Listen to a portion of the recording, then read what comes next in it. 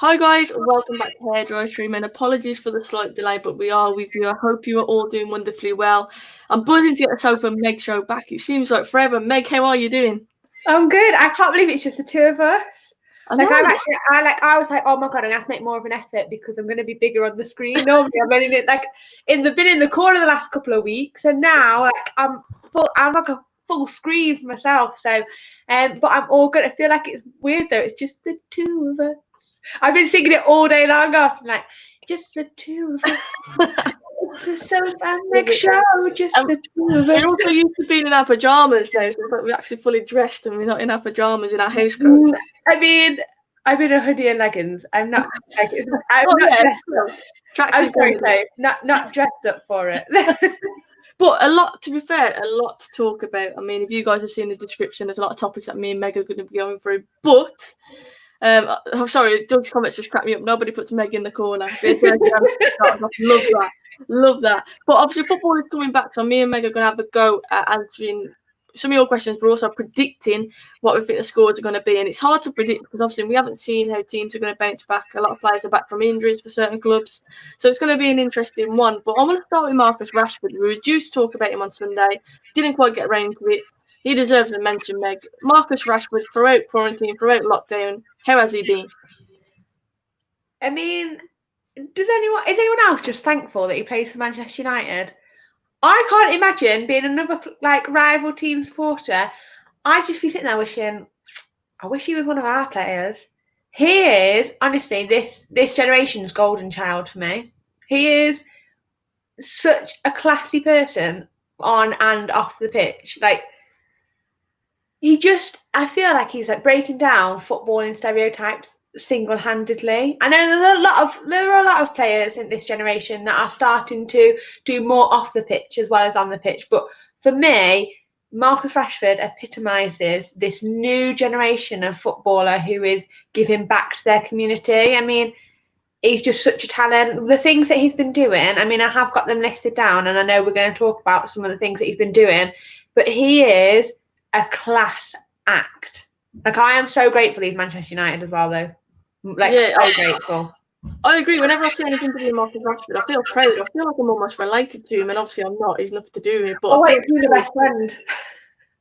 I just feel proud. And obviously the other day he did a PE session, didn't he, for kids? It was on the BBC. And I thought that was superb. But like stuff like that, the amount of times he's been interacting with fans. I mean, he's like one of my tweets. And little Lila, bless her, she had a mention on his story. But that's what he's been doing, though, isn't he? He's connected to the fans, and especially the younger fans. I think he really dedicates his time to them, and I think that shows because he's so liked. I don't know. I just feel like he's really a class act, and that's part of it. The fact that he's taking his own time, whereas he could just be chilling out. He could just be living it up, couldn't he? But he's taking his own time to connect with especially younger fans. I think it's brilliant. Yeah.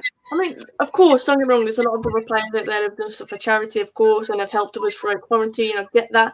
But it's just Rashford for me, from a personal point of view, as a United fan, he had stood out with the way that he's been so positive throughout, and the amount of interactions he's done with fans and stuff like that. I think it's superb. Ryan, thank you so much for that super chat. I really do appreciate it. It means a lot. But yeah, Rashford teamed up with Faircare, didn't he, Meg? And we've got some statistics put down. But basically, we've been helping to feed over 3 million children per week. 3 million children per week. It's just mad, isn't it? Like, he has raised so well in terms of like the food contributions and financial contributions. £20 million. £20 million, and like you said, that feeds 3 million children per week. For those and for those children, that's going to be huge because they are part of the community, unfortunately, that wouldn't have the access to the food and stuff. So it's an incredible amount. It's mad. Incredible amount.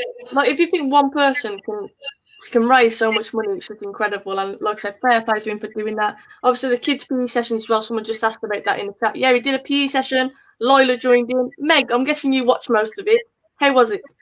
It was good. He just did a simple they called it a celebrity supply teacher. He just did like a simple workout with the kids. But I think because you've got somebody like that doing it, and then interacting with the people that are doing it as well. It makes the kids dead excited to do or be a part of what it is. So he shared loads of kids doing the workout afterwards, and I just think that's amazing that he's not only taking his time to do the workout, but then to commit the time to then, when it's gone live, to sharing it, like sharing all everybody else's. Yeah, Sophia's fretting about the virus. Trust me, I've not got coronavirus. I've got hay fever, which is awful, and it gives me a tickly cough and runny eyes, but I'm okay. But yeah, Rashford, ultimate legend. And I want to move a bit from Rashford and talk about something that really tickled me yesterday. My Twitter line was just full. I'm sure yours was too, Meg, but Arsenal had a friendly yesterday against Brentford, and I had to get this on the show today. They lost. I know it's a friendly. I get that, of course. I'm sure the rotated players. Football's never friendly. But have you seen some of the goals they conceded, Meg? Have you seen some of the goals they have conceded in that friendly yesterday? Absolutely cracked me up. I mean, DT, fair play to him. He tweeted earlier and said they were respecting social distancing rules in defence, and it cracked me up. He got me the first half of that tweet got me. I was like, what? And then I was like, fair play. But honestly, the first half of the tweet, I was thinking, what? But wow. I mean, I want to say a massive thank you to United Central Employees as well. Make sure you go and subscribe to his channel as well. Appreciate that. Thank you for tuning in. But Meg, the Banter FC, it still remains, doesn't it? They haven't done much to curb that title, have they, during lockdown? Jesus Christ. Look at this. I mean, if you're going to play like that, don't share it. Don't put it out there to. Arsenal tweeted it as well. Can you imagine if United just tweeted saying, "Oh yeah, we had a friendly today. We lost to Brentford." Like, you're just rubbing it in yourselves. Why are they tweeting it out themselves as a club? I don't get it. The clips of David Luiz have made the day though. But I'm watching it. I'm sitting back and I'm thinking, can't wait for it to return. Mad. He is. And you just want, when you just sit there and wonder, like, he's a Premier League footballer. Someone's just put in the elite banter club. He's the elite. He's in the elite of the elite banter players. Like, when it struck me when Arsenal needed to strengthen the defence and they brought David Luiz in. That just sums Arsenal up like so much. Like, if anything, it adds to your attack more so than your defence, because it's an absolute liability at the back. I don't get it. Big up to Aaron as well, tuning in, Flawless tuning in as well. I appreciate it. Matt Johnson said, "What's the best thing about the Premier League resuming? The return of the Arsenal fan meltdowns." Well, that's the funny thing, Matt. The season hasn't even returned yet, and Arsenal fans are already having meltdowns. People are already bantering the hell out of Arsenal, and it's not even started yet, which I think is absolutely hilarious. It's never going to change, is it, for them? I mean, with results out and this, like you said, like the style of their play yesterday, from what I've seen, like some of the goals conceded, which, by the way, some of their Brentford shots where they finished their chances, yes. Yeah, but Lacazette came up with the assist as well for one of them. That cracked me up. Lacazette's been working on something at least, I suppose. But yeah, made me laugh. David Luiz, people laughing. Arsenal fans saying we're going to beat City. You know what, though? We're going to predict games in a minute. We're here slating Arsenal and stuff like that. I'm guaranteed it won't be the same Arsenal that turn up. Or maybe it will be the same Arsenal that turn up. Who knows? In a minute, I'm going to be like, yeah, I've got them down to win. What I was going to say is I noticed you just put Matt's tweet up, comment up. Happy birthday, Matt, by the way. Oh, happy birthday, Matt. I didn't realise. Happy birthday to Matt. Happy birthday, if you're still there. Yeah, I hope you have a good one, as best as you can anyway in lockdown. But yeah, of course, I agree with people that saying it's just a friendly. I get that, of course. But it is still a bit funny. Even as an Arsenal fan, you have to admit it is a bit funny. Actually, the fact that it's not changed. They've had like months to work on what formation they could possibly bring in, what they could play, their players time to, keep on top of their fitness, keep on top of their skill level, keep on top of their talent. Keep on top of? Like what? What have you been doing? Imagine coming back from like a 3-month lockdown and then losing to Brentford. Honestly, if you're an Arsenal fan, you're not looking forward to it, are you? I think the thing is, Arsenal, what are the 9th at the moment currently in the league? Literally 9th. I remember being on Claude's channel not long ago and we were talking about it, and someone said they were 6th, and they were like, "Are you mad? We're 9th." Like, with third. I think it was Robbie actually. But they're literally that far down the table. I've said this a few times. If I was an Arsenal fan, I would be concerned about where we're going. But I do think Arteta could be a good person to bring in for them. Obviously, he's quite well experienced in the Premier League, and I think time will tell. But right now, in this moment of time, I would be concerned as an Arsenal fan, to be honest. I think this is the same for Manchester United. Growing up in the 90s, we were so privileged that we were a Manchester United fan and an Arsenal fan. I've spoke to a friend, Brandon. He's an Arsenal fan, so there is always messages going back and forward about Arsenal and Manchester United.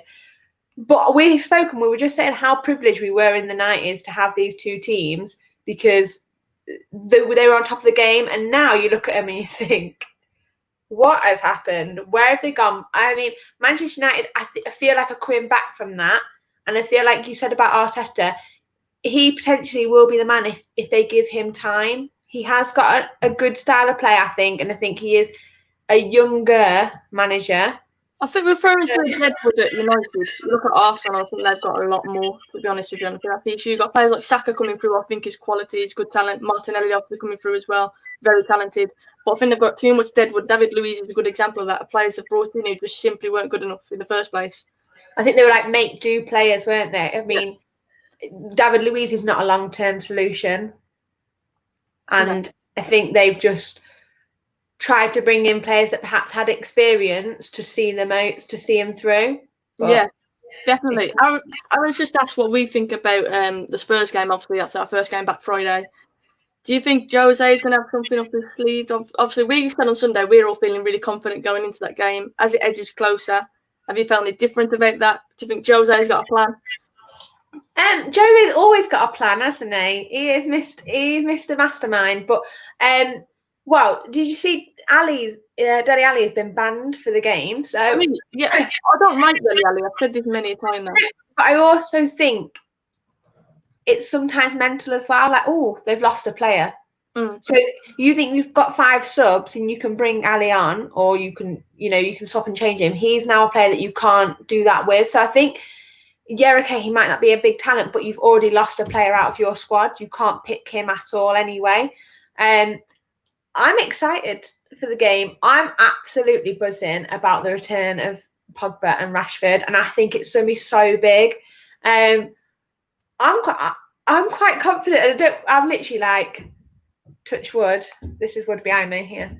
Touch wood, because I feel quite confident about it. It's hard. I think, like you said, Jose obviously is a good manager and he always has a plan and that. And obviously Ali not being in it automatically makes you think, oh, they're on the back foot.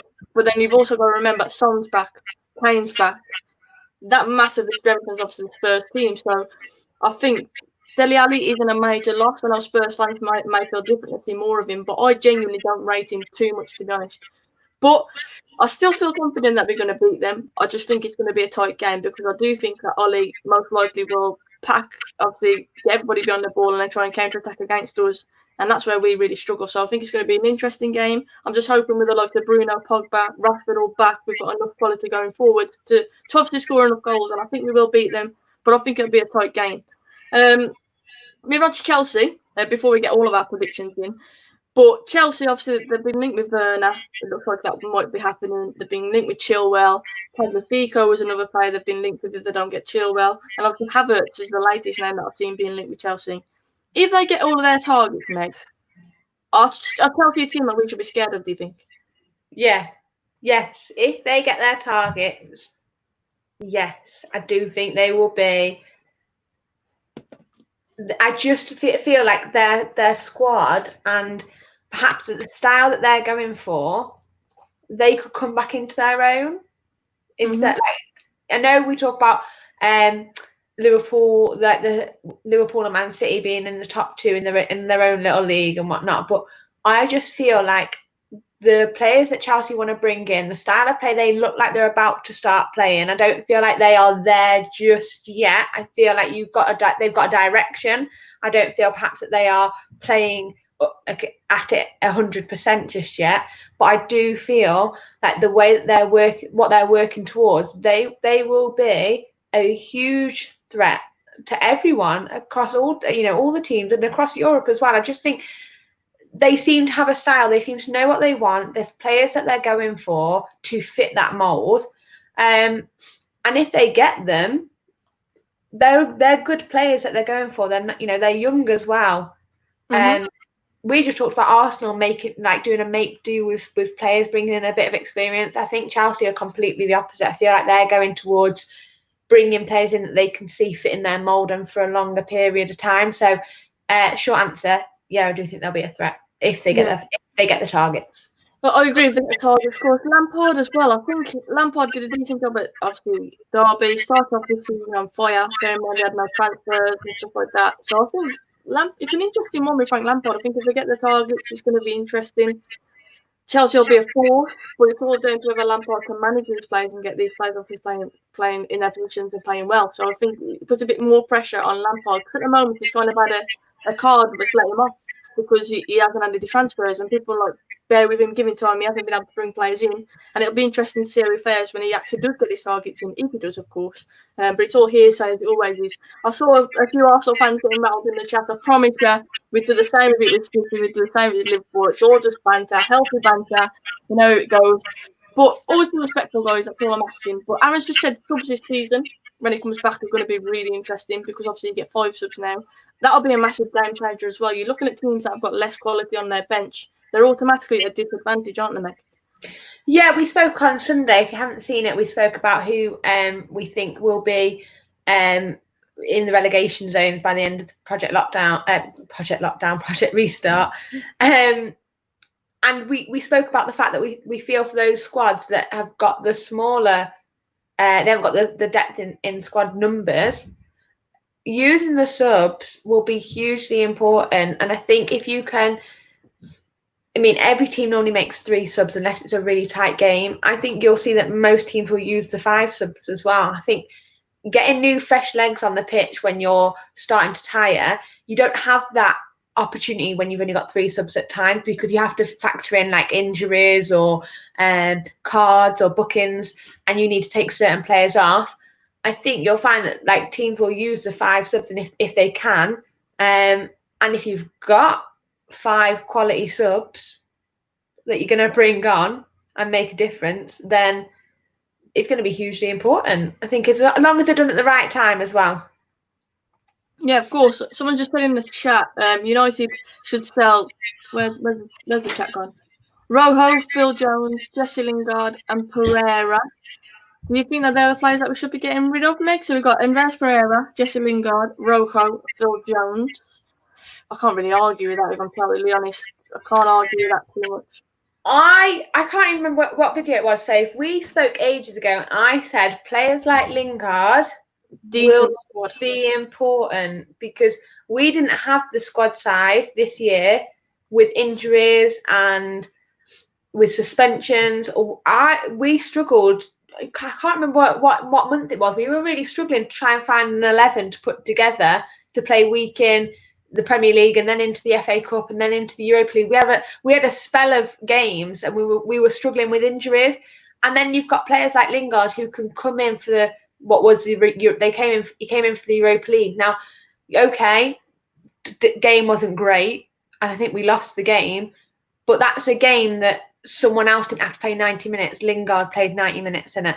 Yeah. So I think when we're like, yes, let's sell him and he's crap, sell him and get rid of this player, that's fine, getting rid of loads of players. But then when you come next 6 months down the line into the middle of the season and you haven't got players that you can just bring in so that other players can have a rest, then what are you going to say? Because then we'll say, oh, he hasn't rested so-and-so and he's been, Marcus Rashford had a double stress fracture because he was having to play so many games. Saka got injured because he was playing so many games. And I'm not saying that these players are great, but what I am saying is they are important, and you need to have a group of players that you can bring in for games so that others can be rested. I think the thing with Lingard, obviously, he wasn't in form. He wasn't playing well. He wasn't really contributing to games. But I think people got pissed off when he was being selected for those kind of games over the likes of Angel Gomez. And they were kind of saying, like, Angel Gomez is up and coming. Lingard isn't that young anymore. People still seem to think he is. I agree. I think he's a good rotation player. He's not the type who'll kick off. He'll happily probably sit on the bench and do a job when need be.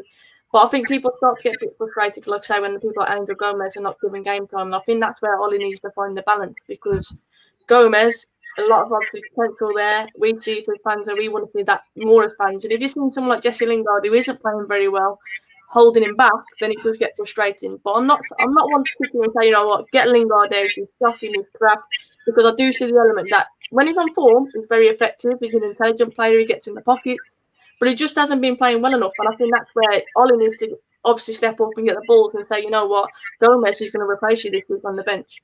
And that's where it needs to be. It needs to come from Ollie. But I think Lingard is a player what we can rotate, but I would rather see Gomez getting more time. Definitely. Completely agree with you. Good evening to Terry. He says, hope that we're all good. Looking forward to having you on Monday night. Hello to Meg. Hope you're well. Everyone smash that like button. Appreciate that, Terry. I will be on Terry and Claude's channel on Monday night. I'm looking forward to that one. Jesse Lingard would suit Everton. It's funny you say that because that's a team that I've always mentioned. If I saw Lingard move from United, I think Everton could be a nice fit for him. I've always said like a mid-table Premier League team. I think Jesse could do with playing there.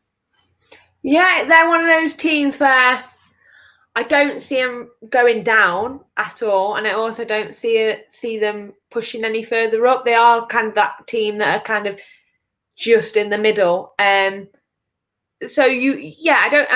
think he's obviously still talented. He's still a talented footballer. There's no point in saying that he isn't, because if he was that rubbish, he'd have never made it in the first place. So he's obviously still got talent.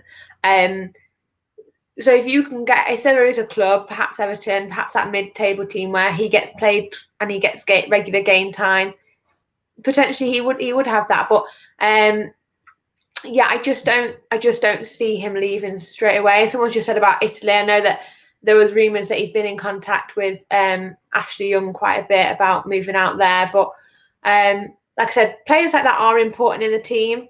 Talking about Ashley Young, Meg, have you seen Ashley Young's fade and his hair? I've not seen it.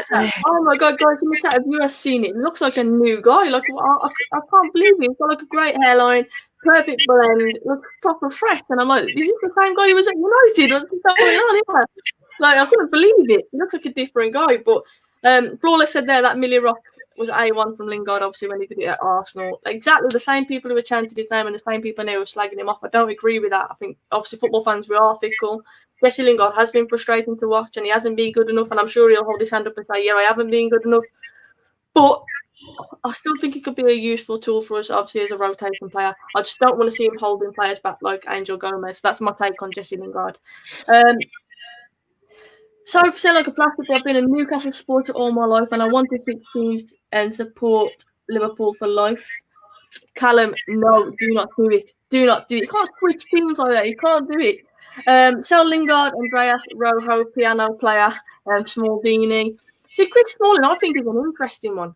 Because Smalling, like, I always said I would keep Chris Smalling at the club rather than Phil Jones. Like, Smalling was always the one I would say I'd keep rather than the other. If you had to split the Tucker brothers up, it would be Phil Jones who I let go. Smalling has gone to Italy. It suited him. He played well. Do you think there's a chance that he could come back to United, or do you think that's it? His time at United is done. He'll move on. I think because he's like gone out to Italy and done so well and has been consistent out there, does that sway him to saying, do you know what? I wasn't getting on well there. It wasn't working out towards the end. It is working out here. Potentially he will go. I think the only reason we did that, we didn't get rid of Jones, is because nobody came in for him. In my opinion, like, everyone's like, get rid of Jones, but nobody came in for him. So I mean, they couldn't get much worse. But yeah, I think I don't know. I feel like he might stay out there. Yeah, if he's enjoying it. I mean, you can't. When you move to a different country and you play football in a different country, it's not just about the football, is it? It's about the whole, like, off the pitch and whether they are settled there, whether he wants to stay, you know, in a different country, which sways a lot of players, I think. Really now, obviously, it's starting to become a bit more, like, I think the next generation will go abroad, but we never used to see English players going off and playing. Predominantly, they all play in the Premier League, don't they? So we'll see. I mean, I don't see him coming back, I don't think. No, I want to say a massive congrats to Doug as well. He got 300 subs today. He had that Well best. done, Doug. Well done to Doug. Definitely well deserved. And if you are new here, make sure you go and check out his channel as well. He is all right for a Liverpool fan, as I always say. Doug, he's good for a Liverpool fan, isn't he, Meg? He's all right. It's just a shame it's the other red that he supports and not ours. Yeah, yes. I saw it as well. Someone today, I think it was on Sky Sports, they were comparing Saka from Arsenal to Trent Alexander-Arnold and the progress that obviously Saka is making. I do think Saka at Arsenal does look like a talent now, Meg, and it kills me to say it, but I do think he looks like a baller. I don't know if you've seen much of Saka at Arsenal, but towards the end, just before lockdown happened, I thought he was really excelling. I think exactly because of the team that he's in as well, with the players that are around him, because he's playing well, it's quite noticeable because he's a bright spark in their team. And I think Trent Alexander-Arnold, he's such a talent, but he's in such a good team as well. Let's not get it wrong. Liverpool have got a good team. Yeah, they're not, they have got great players in there. And I think he bounces off those players, whereas I think with Saka, he's a bright spark, but he's not got that talent around him as such. Mm-hmm. So I think it makes him shine a little bit more as well.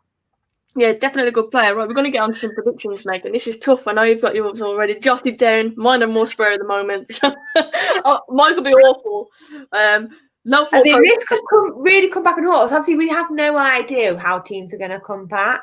Of course. So we're literally just blind guessing. We could be miles off this. Yeah. Like, I dread to think in 2 weeks I'm going to look back at this video and like, what is she on about? Have you seen the results? Obviously, as well, bear in mind some are at neutral venues, I believe, as well. That will have an implication, I think, as well, on the whole result. And it's hard for us to judge. But the first one is Villa against Sheffield United. Obviously, both got something to fight for now. Sheffield aiming for Europe and Villa aiming to stay up. Am I right in saying Grealish isn't playing? Is he going to be banned, do you think? I don't know. Has it come out that he's banned? It's not come out that he's banned, but a few people predicting that, obviously following the Dele Alli one, the thing that Grealish may be banned. If he is, I think that'll be disastrous. But we'll guess as though Grealish is still playing. Okay, I was going to say I might have to change my prediction. I've got Grealish to score. No, I haven't really got Grealish to score. Well, I've gone for a draw. You know what? I was thinking the same thing. I've hardly ever say, oh, it's a draw.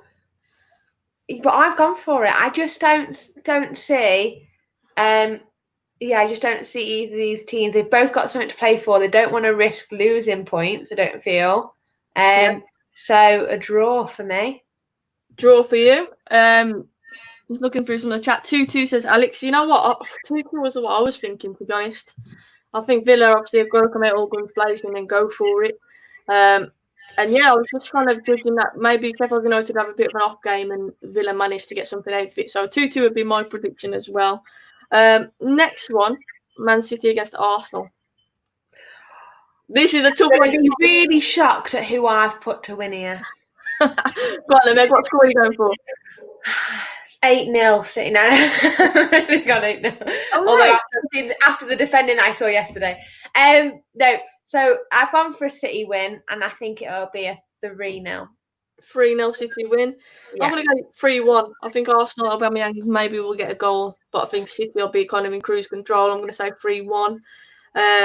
Arsenal, I know we've been slating them and writing them off and stuff like that. I do think, like I say, Arteta is the right guy, and we may see a different side to Arsenal coming out after this lockdown. We shall see, but it certainly didn't look like that on those clips I saw yesterday.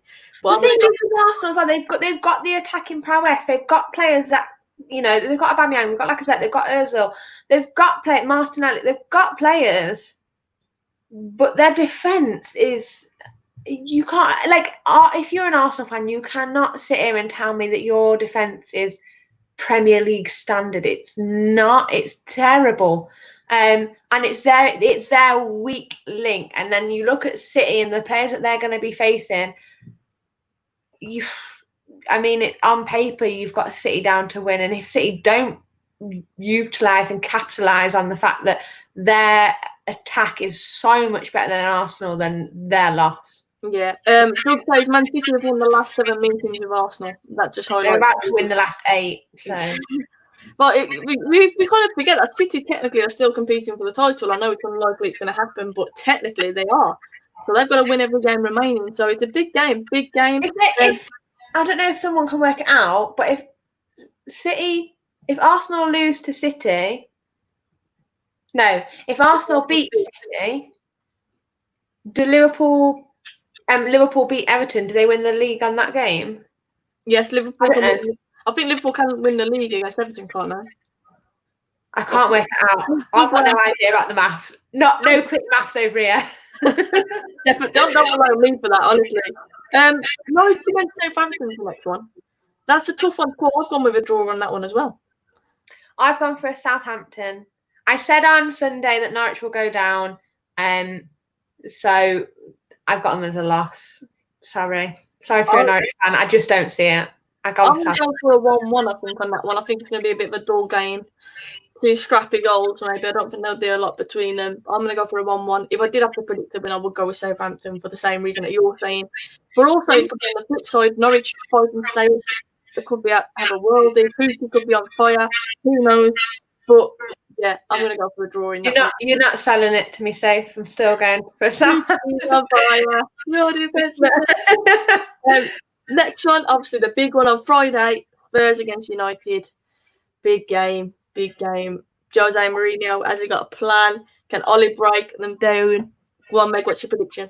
I'm sticking with what I said Sunday. I'm going for a 3-1 United.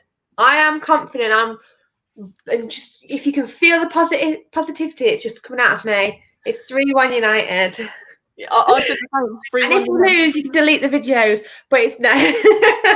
3-1 United. I'm going to go with 3-1 as well. And we all basically said 3 goals because we were predicting that it'd be Rashford, Pogba, and Martial to score. I think that's what we were saying, or maybe even Bruno.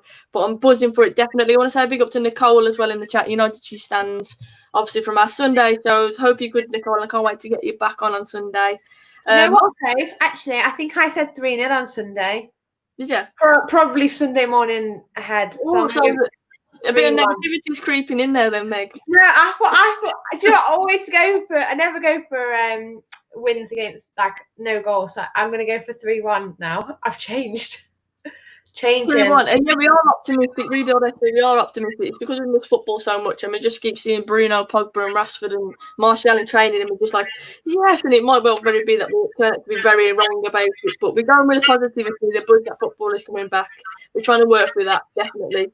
But it could obviously slip us up eventually. And make sure you go and vote for Nicole in the FCAs as well. And you go and vote for that United family for Emma as well in the FCAs. Go and check out their Twitter pages to find out how. The next one, Watford, Leicester. Do you want to go? I'll go if you want me to. I've gone with a draw, you know. Oh. I've gone with a 2-2 draw. I don't know why. Realistically, Leicester will probably beat them, but I'm just... Ever since the Troy Deeney interview, I've just seen him in a different light, and I'm hoping that he gets a few goals. I'm going with a 2-2. I'm going for a Leicester win. I just feel like they will come out on top. I feel like they've got a lot. They need to be picking up points. They're not certain of top 4 yet, so I think they will be fighting hard to get these points. So I think they'll go. My thought process was just before lockdown happened. I didn't think Leicester were playing too well. Obviously, they were flying at the start of the season, and I think they had a bit of a dip. Obviously, they could obviously come out after this and be flying again. But I'm just basing it on that. So I think it'll be a tight game, and I'm going to go with a draw. But this is why I think they'll win, because I think they needed a break. Yeah. When you get into a run of losing, that run can just come into a tumble, and you can just free fall crashing down. So I think a break perhaps could be good for them. Yeah, Leicester lost 6 games since Christmas. Obviously relied a lot on Vardy. Vardy's back, isn't he? So Madison wasn't really playing that well. Tielemans went a bit quiet. And I think that let's tick off a little bit. Maybe you're all right, Meg. Maybe a break has done them good. The young Gooner says you guys got saved by Bruno Fernandes. Bruno Fernandes is the reason why we feel so positive, to be honest with you, because he's just come and transformed our season, and rightly so. We are buzzing at Bruno Fernandes, and we can't wait to see him play again. Brighton against Arsenal. So this is what I was laughing at earlier, because I slated Arsenal's defence and I've got them down to win. Yeah, I think it's not an easy game, that though. Brighton, another team. It's not. And Arsenal, well, I don't know if it's at a neutral venue or not, but I've got them obviously there to be away. So, yeah, I actually think Arsenal will do it somehow. Yeah. 2-0 Brighton. 2-0 Brighton. No, 2-0 Arsenal. No, I think it'll only be 1-0. I think it'll only be a 1 goal in it, so it'll be either like a 1-0 or a 2-1. I think there'll only be 1 goal in it, but I think Arsenal will come out on top. Yeah, I think Arsenal will win that one as well. Definitely. I'll say definitely though, I'm confident. They could easily slip up. But yeah, I'll definitely that one. West Ham against Wolves. Again, moving back to Sunday, I've got West Ham to go down, so I've got Wolves to win. I think I'll have to say Wolves as well. Wolves, small squad. They were flying in the league, obviously. They've never had a break, like you've mentioned, which I think they would have needed at some point. I think they would have started to drop points. They've had a break. I think they'll still come back as just as strong. I think they've got a great squad. They've got a small squad, but a good squad. And I think, yeah, definitely Wolves are going to. I think they're going to beat West Ham. Mr. Arsenal podcast, what are you smoking tonight, girls? We've just been a positive football's back. We're just going for it. Come on. But I think what I will say about Wolves, and I don't know how other teams will fare against it as well. So you've got like Adnan Traore, who's got rumours circulating about him not being there when the end of the season happens, like him moving on. Like, how will that affect players as well? Because like with Newcastle, they've got a whole takeover bid looming on top of their heads, and they've still not got clarity on whether they will be taken over. So I don't know if that will play a part, but you've got individual players who have got rumours about them leaving the clubs. If that's not sorted or simmered down before the games happen, I think that can play havoc really with your players' mentality. Yeah, I'm going to go with Wolves 2-1 win. I think West Ham will probably get a goal, but yeah, I think Wolves will tip that one. Adama Traore, I think he's a good player, but I don't think he's irreplaceable. And I think most Wolves fans would say that as well. You look at the players that Wolves get in, even that Neto, obviously, was fine, Vinagre, players that are unheard of really, but they come in and they hit the ground running. That's not luck that all of their signings seem to do that. It's because they've obviously got a good scouting network and they know what they're looking for. So I don't think Adama Traore is irreplaceable. I think he's a good player to have within your ranks, but I don't think he's irreplaceable. So I think they'd be all right without him. I really do. But it's an interesting concept to see Wolves without him, isn't it? Yeah, just in terms of like not just him, but other players in other teams that if they've got rumours based on in an individual player. How does that fare? Like, can they block that out for however many games? But you ought to look at the mindset as well. If he doesn't want to be there, is there any point in keeping him? I think that would be my thought as well. Nobody's in the club at the end of the day. And it's an interesting one. But Bournemouth against Palace is the one. I find this one a bit difficult to call as well, because Bournemouth, we've mentioned just before, they were struggling. They're going to get some players back from injury. Against Palace, it's a tough game. I've got a draw. I think both teams, again, I think it'll be quite cagey. I don't see either of them coming out and going all guns blazing. I don't think either of them want to drop points. So I think a draw for me. I've gone with a 1-1. I agree. I don't think there'll be a lot of goals in it, but I think it's going to be a tight game between the two of them. Oh, actually, talking about Palace, have you heard about Zaha and PSG? No. From what I've read, PSG going in for Zaha. Ooh. Do you think that'd be I feel like I read that this morning earlier. I feel like I've got to check now. Do you think that would suit Zaha going to the French league, though? I think he'd absolutely live it up there. Because he's a good player, Zaha. He likes to be the big fish in the little pond, though, for me. I think he likes to be the main guy. Yeah, I'm just reading it out. So it's from the Sunday Mirror. So who knows if it's correct or not. And like I've always said, never get involved with the transfer rumours and get so much hype behind something unless it's come from your own club's feed. But PSG planning a surprise £100 million move for Crystal Palace and Ivory Coast winger Wilfried Zaha. Wow. I think Zaha in the French league at PSG, I agree with Flawless there. I think he would do bits. I think he would stand out. But I don't know if I can see him going abroad. then again, why not? Because it was linked with Arsenal a few years back. That obviously didn't go through. Obviously didn't work out at United. He's getting on now, so maybe. I was going to say, if you're going to do it, it's going to be this season for me that Zaha will go to a bigger club. Yeah. Like the more you leave it, the less likely for me. So I think if he goes, but Palace will need to find a replacement because I think they rely on him so much. But yeah, interesting one. Newcastle against Sheffield United. I am literally like the draw queen today. I've gone for another draw. See, this is a tough one because Newcastle, I think, as the season went on, they got a bit better. They're a bit more entertaining to watch. And Maximum, I think, was a good signing for them. He's unpredictable. The looming, obviously, idea of the takeover as well. Maybe that's injected some positivity into the club. Who knows? But that's a tough one to call. I'm kind of edging towards Sheffield United because they're fighting for Europe. But I think it's going to be a tight game. So maybe I'll say a 2-1 for that one. I think Newcastle will score. Joel Linton scored a good goal in training the other day. I saw his little touch trainer defender and finished it. Maybe Joel Linton starts stepping up to the plate. But I think it's going to be a tight one. Bruce Masterclass awaits us, Alex. I'm going to say Sheffield are going to edge it, but I think it's going to be a tight game. But Newcastle's an interesting one. If they get the takeover, Meg, I'll be honest, I'm worried. Money talks, isn't it? If they get that takeover, money talks. You'll see players going up there. I don't think, when you look at Newcastle, they are not a club that I don't think attracts big players because I don't think geographically that's where players want to be in the world. They don't want to be up in like rainy Newcastle. Yeah. But I think players will be swayed to be going if they get the takeover. Massive club, massive fan base, great stadium, good history. If they get takeover and they get money to invest, honestly, they could be an absolute force. And I think the takeover will happen. I really do. I can see it happening because Mike Ashley's had nothing but stick, and rightly so. He hasn't done well with Newcastle, has he? And no. I think that if you were a fan of Newcastle, I mean, I can't. Well, if I looking on the outside, I would be desperate for this takeover to just happen because everything you read about Newcastle is negative in terms of Mike Ashley. So, yeah, I mean, you'd be just rubbing your hands together if they get taken over with that amount of money, though, wouldn't you?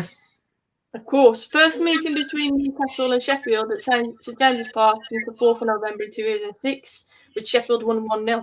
Doug, where are you pulling this out from? There's just be like a little bit in your brain and just be like, it's just a genius.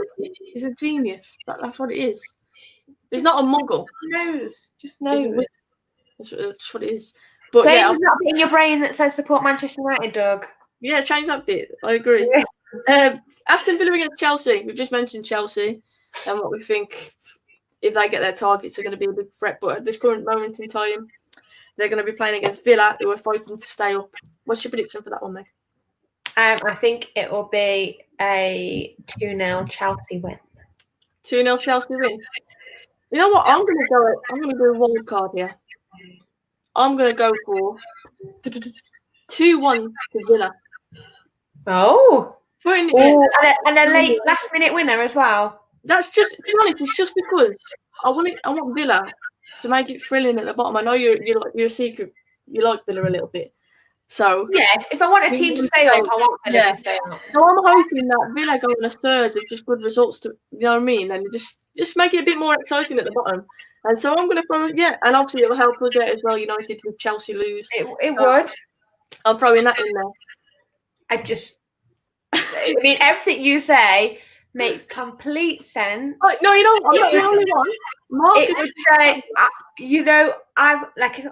I would like Villa to stay up. Out of all the teams that are in there fighting, I would pick Villa and put them up a little bit more. I'd like them to stay up.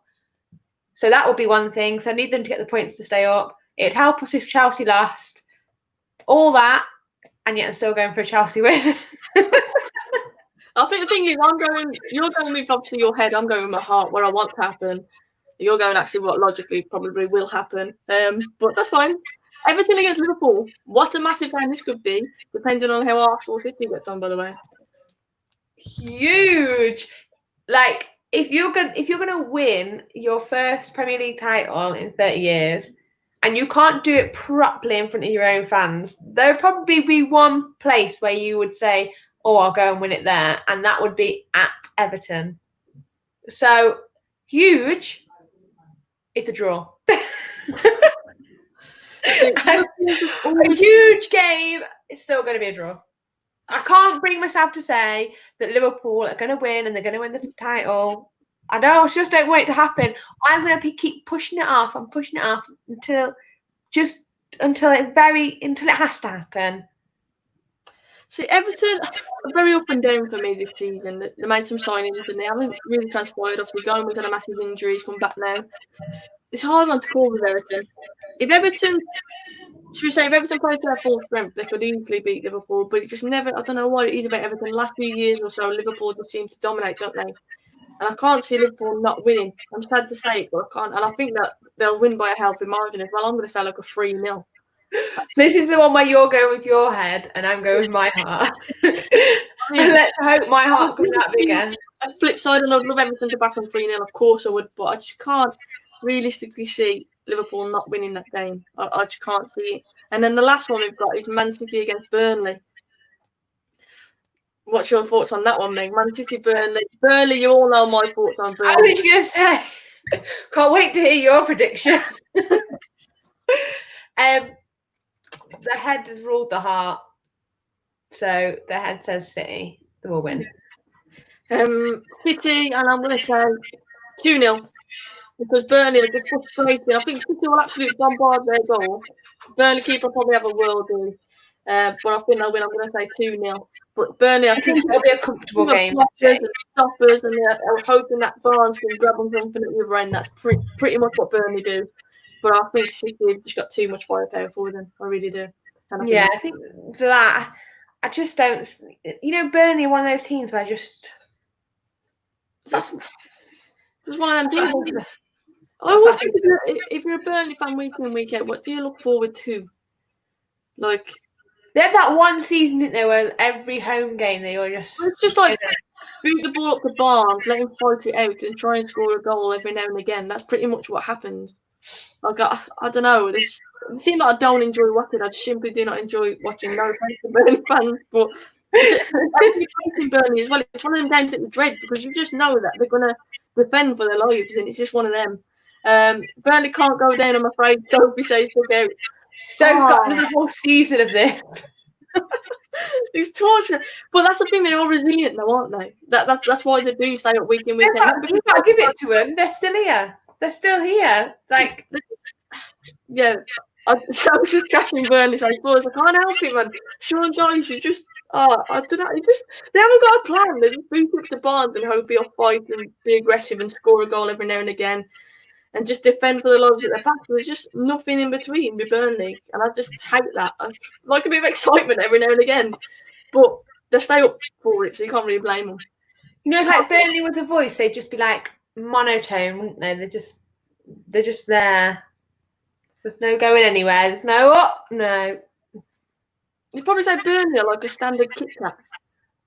Just a little Kit Kat where they're nice, but there's better chocolates there. You know what I mean? They're kind of average. You can get an orange Kit Kat, which is way better, but they're just standard. You're welcome. Kit Kats have got loads of flavor. You could get Kit Kat Chunky. Yeah, that's an upgrade, exactly. That's an upgrade on just a standard Kit Kat. If there's a Kit Kat Chunky or an orange one, why are you going to pick a standard one? And that's what my point is with Burnley. Why play the way you do when you can obviously change your way? I can't wait for your next video to just be Premier League teams and what Kit Kats they would be. If a chocolate represented a team, that would be a great video. If a chocolate represented a team, so like your favourite. Who's being the bounty? That's a good note. That would be. I like bounties actually, but yeah, maybe Kit Kat. Yeah, bounties are nice, but Kit Kats, standard Kit Kat's boring, man. At least bounty's got something different about it. What's so exciting about a wafer? Yeah, I'm going off note a little bit now, but I want to do this. The Soph and Meg show. This is it. This is what you get. There's always the one thing in our show that we just what comes up? Oh, bounties and Kit Kats. Yeah, but like, say, what chocolate would you say Manchester United? Like, what would you link? If Man United were a chocolate bar, what would it be? Oh my god, you know those? They're not even the best chocolates, but Flawless is with me. Bounties are nice. no, get some proper taste buds, guys. Come on, they are. Nice.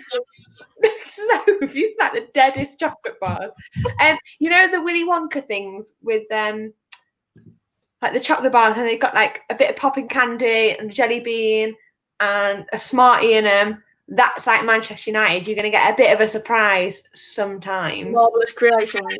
Marvellous creations, there you are. I don't even know what they're called. I'd give him one of them if you were talking practically, but if you're talking about elite chocolate bars, what's your favourite? A Boost? Flawless is yeah. White Kit Kats. Yes. Top tier, definitely. Double decker. So that's a lot of hefty chocolate there. Quite hard work.